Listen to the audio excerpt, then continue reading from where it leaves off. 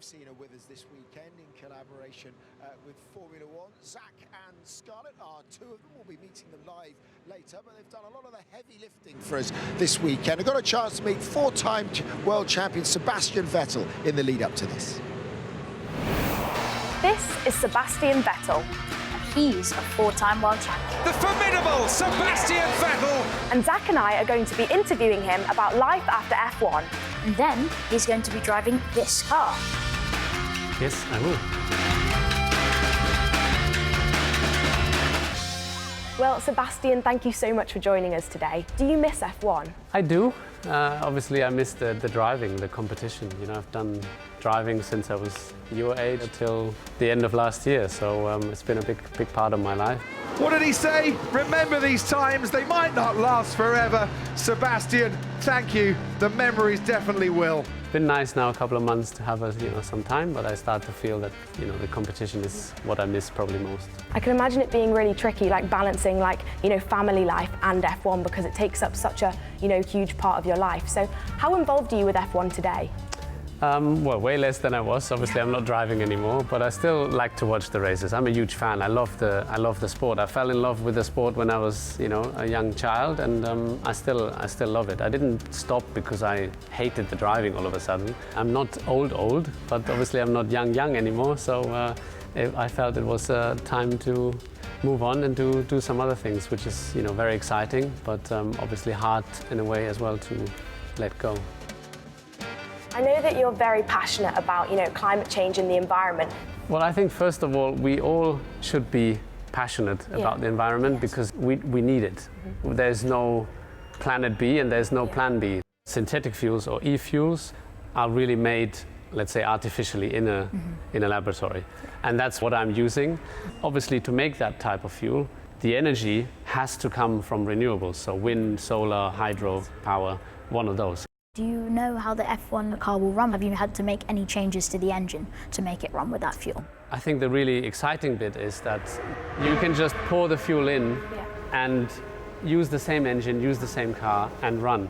And it will run the same way without leaving a trace. Do you believe that F1 can be completely carbon neutral by 2030 as their goal is? I think it's a necessity, yes. For the sport to continue. So it is important that the cars run in a cleaner way, but also the whole event. If you look, so many people are coming. I think they had like 400 or 500,000 people in 3 days last weekend. And they all came to the race somehow. Yeah. So there's a lot of things that need to improve and need to be tackled. But that's a big target, but it's something I think Formula One has to achieve. So here you've got the McLaren MP48 from 1993. 6 times a winner here. He has eclipsed his own record, which he shared with Graham Hill. Ayton Senna crosses the line to win the 1993 Monaco Grand Prix. What makes it so special for you? I think it looks very cool. Brilliant. I really like it. I have a little model car, I think when I was your age, and it happened to be the 93 McLaren with number 8. So then this car came up and I was super curious, so I did spend quite a lot of money on buying it, but here it is and I'm very happy and proud. Well, this car looks amazing, it's so exciting. Feels like I'm lying down in bed. I could fall asleep driving. Looks like you belong there. Do you want to get in? It's extremely snug, isn't it? It's extremely cool. Thanks a lot. Yeah, no worries, no worries. Shall we fire up? No.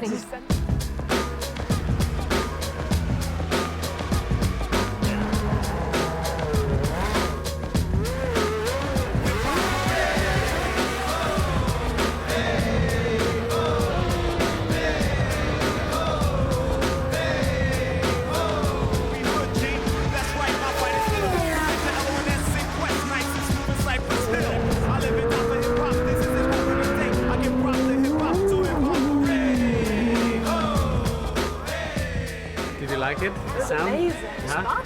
You can feel it. It's okay, yeah. You can it's not so bad. When it goes past, you can feel it inside of you. Oh, yeah? Feel the noise. The most powerful thing is to show people that, look, this is, it's not helping, but at least it's not hurting the environment. I feel I have the responsibility towards you, that you want to maybe race cars in the future and, you know, to keep motorsport alive.